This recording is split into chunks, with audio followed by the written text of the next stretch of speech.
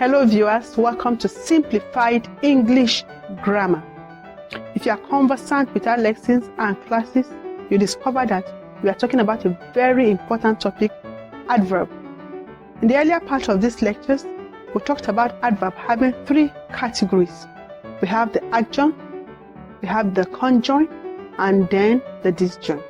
Already we have taken time to go through the adjoint and we saw different types, about 8 types of adverbs that fell under the category adjoint. Today we're talking about conjoint.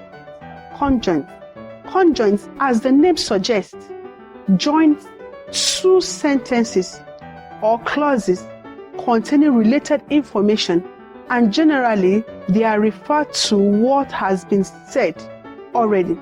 They are transitional words which are used to link paragraphs. Examples of such conjoined adverbial words are nevertheless, however, yet, alternatively, consequently, otherwise, firstly, lastly, by comparison, similarly, also, beside, therefore, moreover, more so, and many of them. These are examples of conjoints. Let's see how they function in the English sentence. Follow me. Here are some of the examples. Number 1, respect is reciprocal. Nevertheless, you must earn it. Nevertheless is the conjoint. Conjoining these two clauses together, respect is reciprocal and you must earn it. Number 2, tell God about your fears.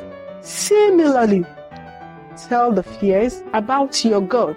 Similarly, the conjoint that conjoins these two clauses together. And finally here, finally, my brethren, be strong in the Lord. Thank you very much. I hope you have learned much. Our next episode, we will be rounding up the adverb. I know you wouldn't want to miss that episode. Thank you for viewing. See you in our next episode. Bye.